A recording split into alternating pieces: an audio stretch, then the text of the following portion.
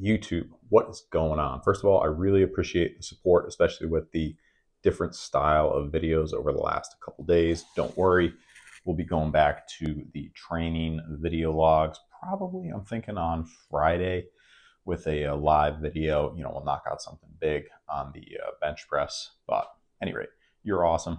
Thanks so much for joining the channel. Today, I want to talk about how I used to train day one. And this is a really interesting topic, I think, for most people, because as a personal trainer, that's one of my first questions for people usually is, what have you done in the past? What did you start out by doing? And where are you at right now, right? So drop a comment what you did when you were first starting out lifting, like just a quick, here's my program and what it was. For myself, it was almost exclusively bodyweight movements, and that was just because I didn't have any equipment yet.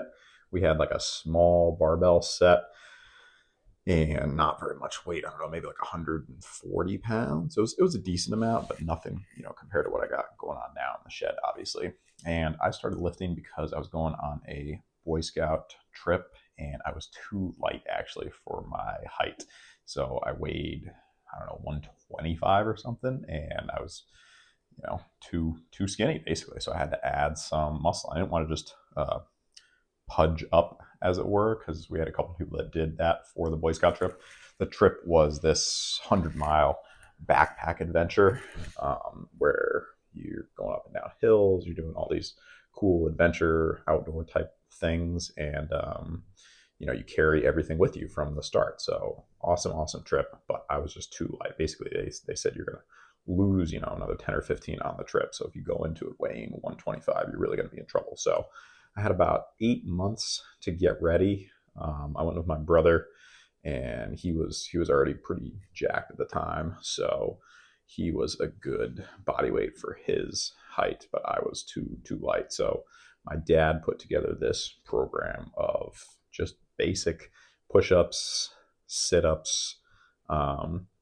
We had a super steep driveway. We had about a half-mile long driveway back in the day, and so we just went up and down the driveway. And then I think I started doing some pull-ups, but that wasn't in like the program. And basically what my dad said is, here's where you're at right now. We did like a day one kind of thing, and then said, okay, we want to get to 50 sit-ups, 50 push-ups, and up and down the driveway 5 times or something like that. And then I just ate a lot of food basically, and I gained over the course of about 6 months the weight that I needed to. And when I finally got to the day of, I weighed in where I needed to. So that was my experience. Pretty basic. I did the routine every day, push-ups, sit-ups, up and down the driveway, and then I was starting to sneak in some pull-ups. If you follow the channel, then I like my chin-ups and pull-ups. So those were the 3 kind of foundational movements for me. A great place to start for most people. Since I was under 18, I don't know if I could have even gotten a gym membership if I wanted to. So then I came back from the Boy Scout trip. I actually I think I lost most of the weight that I had gained to get ready for the trip. Unfortunately, a lot of body fat lost. Obviously, I should see if I have any pictures from way back then. Yeah, I was super skinny. Like, you'd look at me and think, okay, that person just runs track or something. They're just lean. We got the mocha coffee today. At any rate, so that was first program. Basically, second program, there was no structure. I just knew that I wanted to continue lifting, and my dad had a gym membership, so I started going with him, and I followed along a little bit with what he was doing, but then I kind of just started doing machines and a couple free weight movements, like free weight shoulder press, free weight curls, but there was no structure at all. I basically just repeated everything every time I went to the gym, but I wasn't going to the gym enough to really create any extreme fatigue or anything like that. Like now, if I did squats every day, heavy, or bench press every day, the body probably wouldn't keep up. Back then I wasn't doing enough weight, so I don't think I did any legs either. Sadness there. Yeah, so a lot of Smith machine bench press, definitely some pull-ups, some rows. No idea what my form looked like back then, because I had no idea what I was doing. And it's something I got to remind myself of nowadays, because you see, a lot of different interesting exercise techniques, and I know there's less of the judgmental. What do they used to call it? The gym fail pages and stuff like that. But I think since Joey Swole came on the scene and kind of knocked that back a bit, which is awesome. But it just, seeing those gym fails, it just made me think like, well, what did I look like? Like I was probably doing something that looked ridiculous to other people. I remember when I first decided to make the switch from Smith machine bench, I actually went, this is a little later on, I went to do kind of like you do an overnight at a college. You're trying to decide where you want to go. And the kid that I stayed with, he did flat barbell bench, like no Smith machine. So I did the Smith machine while I was there, and I saw him doing his flat barbell bench. So I was like, oh, maybe, I should give that a try. So the next week I go to my World Gym. I don't even know if World Gym's around anymore. I load 185 on the bar, no warm up. I don't know what I was doing, and just get stable by it. I've talked about this a couple times in other videos. Thankfully, there was some jacked dude nearby, and he was just like, "You okay there, brother? Help me out." And that was my overreaching there, thinking like, well, I can do, because I could do like 220 on Smith. So I thought, oh, that's comparable to flat barbell. I should 185. I should be fine, and just got absolutely crushed.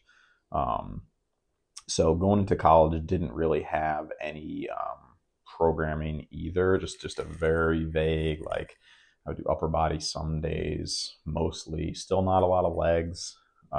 Very, very low on the leg routine. Like maybe I'd do some leg press. That's it. And again, another thing I got to remind myself, because a lot of times people hear I'm a personal trainer and everyone's got some story about how they leg pressed 1,600 pounds or 800 pounds or whatever. And, if you're a power lifter or someone that knows something somewhat what's going on with squats and leg press and the comparison, somebody's talking about leg press, unless they're Ronnie Coleman back in the day doing 2,400, it's kind of like, okay, whatever, no big deal. But I was that person who was talking about their leg press, because I used to load a bunch of plates on there. And one of my friends in college then said, hey, why aren't you doing any front squats or back squats? So that was how I got into doing front squats or back squats. And I was like, well, I only need one plate on the front squat or back squat, whereas on the leg press, you got to load on 8, and kind of a less exaggerated comparison of like the Smith machine bench to the regular bench, the leg press to the squat. I said, well, this one's a lot harder. I should probably go with this movement. And then in college, I did a lot of programming from Poliquin. Interesting, style training, big focus on a lot of the eccentrics. And I know Bugenhagen has talked about Poliquin and the eccentrics kind of holding you back a little bit. And I somewhat agree later on, but when you're starting out, the eccentrics can have a really good benefit for somebody trying to learn the form, because you have to think about it. And again, working with people, I see that all the time. People are flying through the repetitions, and like, whoa, slow it down, take your time, slow on the way down. So I think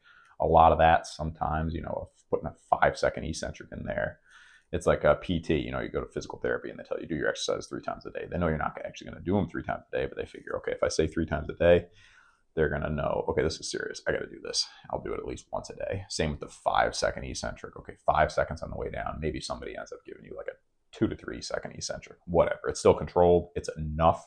If you put 2-second eccentric, boom, boom, ripping through it. So I think that's some of the concept there. So a lot of the Poliquin style of training, 5x5 definitely was a big fan of that. Again, just kind of learning the movements. 5 sets, you really got to be locking in the form, taking your time, getting more comfortable with the weight. And then I had a dedicated arm day, which I kind of missed. Actually, I had two dedicated arm days every week. I do like Wednesday and Saturday. And it was a big focus again on food and gaining weight, because I went into college and I was weighing like 165. So I had grown since the Boy Scout trip, but was still, for my height, on the low end. At least I thought so. 165 is probably BMI wise fine, but I wanted to be more muscular. So got up to maybe like 170 something first year, made some good gains though, that first year. A little bit holding me back with college was you only get 2 meals every day. So you have to like take some food on your plate and like Tupperware and save it for later. It was a ton of fun. but still wasn't as focused as I needed to be on the food. Honestly, wasn't as focused as I needed to be on the food until, I don't know, about a year and a half ago when I started day one on the YouTube. So that's kind of the origins there of the training. There's a lot more I could get into, but now I want to circle back and talk about, okay, if I was going to do it again, what would I do differently? And the easy answer is to say, well, I wouldn't do anything differently because it would change where I am now. Okay, right. We get that. Understood. But if I could, what would I do? I would start by focusing on the big three compound movements, just to not to become a power lifter, just to gain an awareness of my body, because I could not figure out how to deadlift and squat. And two basic movements. I was always rounding my back on my deadlift. My squat, I was going down too far. The back was rounding. My bench press, like I said, I got stapled when I switched from Smith machine to regular bench. So I think I would focus a lot on those three movements. And that's typically what I have people do when I start training with them. I'm like, all right, we got to learn the bench press, we got to learn the squat. Deadlift, somewhat a little more risk reward. So it depends on somebody's goals. But at least the bench and squat. And then the weighted pull-ups and the pauses, I think I would have done a lot better if I had implemented them at the beginning of the journey, as opposed to, I don't know, like bench press I started pausing maybe like 4 or 5 years ago. Pull-ups much more recently. I go back and watch my old pull-up videos, and there's some decent weight, but I'm not getting a good stretch. So I think if I could have 10 to 12 years of pause pull-up gains, how much bigger my back would be. It does no service to think about it for myself. But as far as if somebody sees this video and maybe they're on day one of their programming, check out the bulk. It's a good program with the bulk expedited. But those are some things that I think would really make a difference, and just kind of slowing things down and then not rushing for those PRs as much. Again, I know it's not as fun, but in the long run, you push for the PR, you compromise the form a ton, maybe you snap something up and now you got to backtrack a bit. Okay, maybe you slow it down, you go the other route, you slow it down, you take your time, you do a little more repetitions, controlled, paused. Then in the end, you've built a better foundation, better base, and you're stronger from it. Other than that, just eating a lot more food. I was way too hyper-focused on staying lean because I was always lean. And so I was always being cautious of the food I ate. And yes, that's great. But as far as strength and actually building muscle and not just progressing the strength, I think I would have gotten a lot bigger, a lot quicker if I just eaten more food, which sounds super basic, but it's the truth. I mean, you got to get those calories in. Like, there's no way to grow without the calories. And then less, I talked about this in a video recently, but less pre-workout. Boy, did I go crazy with the pre-workouts. It's fun. I mean, you're down in the caffeine with your friends, you're going to lift, like you're getting super, super hyped up. Totally get it. And that was in the epic phase of the pre-workouts, where there was a bunch of different stuff going on that then they had to take back off the market. I mean, pre-workout was nuts back then. Now it's, I'm sure, much more tame and controlled, which is a good thing. But less of the caffeine, more allowing myself to, because the caffeine blocks your hunger. So you have a ton of caffeine, you're not going to be as hungry. I think if I'd done less caffeine, I would have eaten more food, would have been better off. And then I don't know. I mean, I always tracked my programs. I have books from way back in college, tracking my routine. So I always tracked. So I think I would say that was spot on. If I, got to pat myself on the back there. But all the time I hear about people not tracking their workouts, and you got to do it.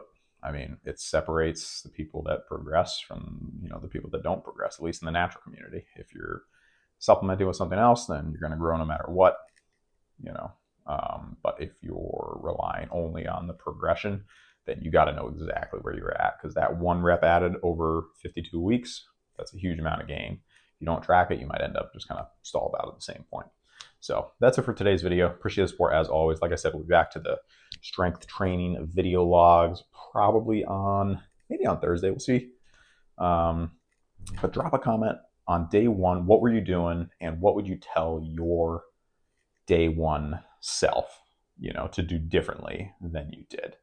All right, that's it. Thanks so much, everybody. Peace.